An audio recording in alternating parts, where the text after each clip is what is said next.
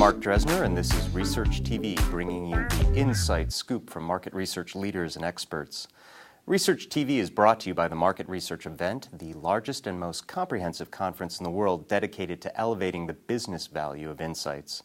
Joining me today is Tricia Benn. She is from Rogers Connect Market Research. Tricia, welcome to Research TV. Thank you. Let's talk a little bit very briefly about your role and responsibilities at Rogers. I'm the senior director, and essentially I began this group 8 years ago now, and it's a client-side market research team. However, we only work with external clients now. So in the beginning, when I first launched the group, we did the traditional client-side research of internal readership research, viewership research, and sales support kind of material. Then we at the same time, we were developing this external client business. So we're actually a revenue-generating full supplier-side group as well. And so over time, we've evolved into a group that only serves external client needs for all of the publishing company, as opposed to one division when I first started. So our role has kind of expanded, and our client base has certainly expanded with that growth. Are you still now, for our viewers, Tricia and I met years ago at MRIA, and at the time I was absolutely floored by what you were doing back then. Are you still, since you've kind of moved your focus more toward the consumer now, are you still collecting insights from your business audiences primarily, or are you both? Yeah. So what we do is we identify what do our advertisers really want to own? Where do they want to be in terms of thought leadership? So if you think of this organization, what do you think of? Or think of this problem, what organization do I think of first? That kind of scenario. And we work with them to look at what information isn't out there, what's available. Just recently, we partnered with RBC on children's mental health. So we've created this benchmark on Canadian children's mental health. And just recently, we were presenting to a number of Ontario social workers and hospital caregivers, teachers, groups, etc. And it was really exciting because they now have a benchmark study of what is happening with children's mental health that they didn't have prior to that. They have all the scientific data, but they didn't have what was happening in the minds of parents. And so that's something that we were able to partner with RBC with to be able to present that data. And that also was published in Today's Parent and online, et cetera. So it's a really exciting way to deliver meaningful content on behalf of our advertisers and our properties as well. So when you talk about your deliverable, is it, you mentioned that you do a lot of very, very custom work. So I'm curious, is this primarily kind of syndicated stuff, or is this actually primary research, commissioned by whoever your client is? And if so, who are those clients? Nearly all of what we do is completely custom. The closest thing we have to a syndicated study is a multiple sponsored project. So, for example, we do a lot of work on pension plans, defined contribution, defined benefit pension plans. And so we work with different financial institutions who sponsor those programs. And on the healthcare side, we have the same thing for health benefits, although with that there's our one sponsor is Sanofi Aventis. I often joke it's my eldest child because we've been working on it. I've been working on it for 15 years now. So but it's exciting. What it's done is it's created the benchmark in Canada on anything to do with employees with health benefits.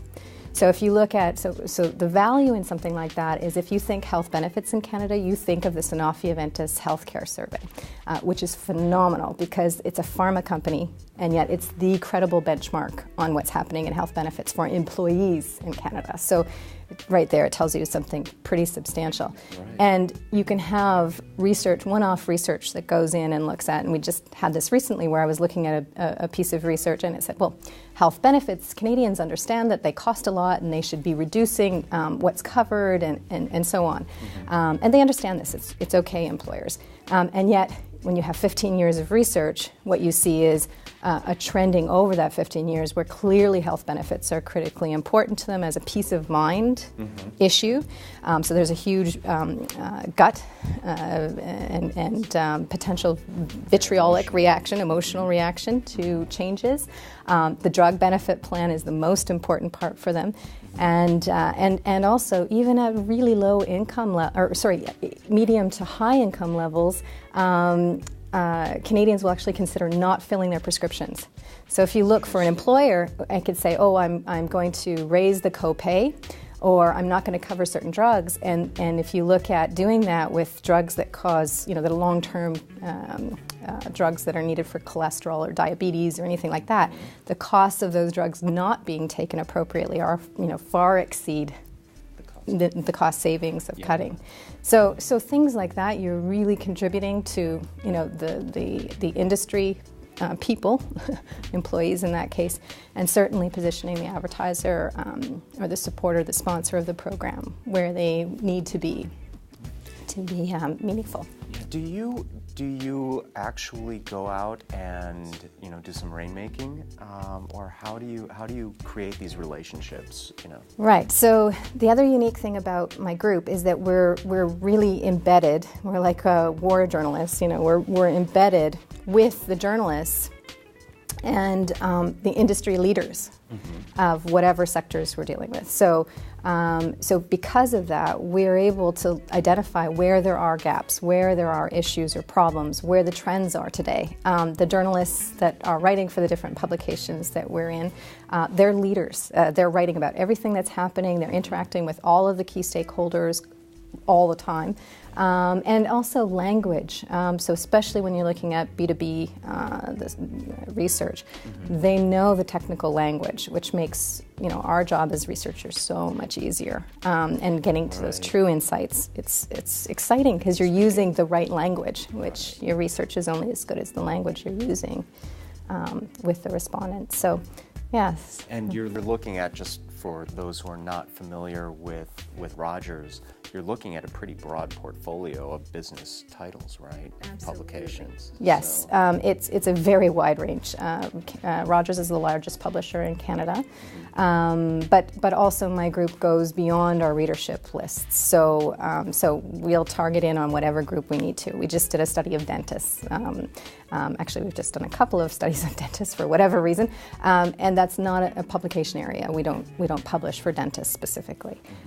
So we just go after whatever is most appropriate. And I think, if I were to say what my learnings are, and certainly I'll be talking to that over the next few months, I'm sure. It's really about tying into the company's business. So when I first started this group, publishing was really looking at ways that you could create a unique competitive advantage. So our research group does that, absolutely. It's not your traditional client-side research that just looks at readership and sales support facts. And then on top of that, the publishing business, given all of the changes in media usage and practices, needed alternate revenue streams. It needed to diversify. And we've become a multi-million-dollar revenue-generating research group. So what we've done ties straight into the business, and I run the practice as a business as well. And I think for all client-side research, that's really critical as well. I would never in a million years think of myself as a cost center, even if I didn't make a penny. And that goes technically back to how you actually, to your roots too, from when you started really working with internal clients, right? Versus external focus, right? And we very quickly I was focused on the external because we needed that from the whole company business perspective. Right. But you're never a cost center if you're doing it right. You're not. You're a player. You're a strategy piece. You're a partner, and you're a solution provider. So I think that's absolutely critical. In our case, we have the easy ROI of cash. But I think for client-side research in general, that strategy piece, that solution partner is just so critical. And it's really sort of weeding through all of the forest to get to, that tree of knowledge. Yeah, exactly. Knowledge and money, exactly.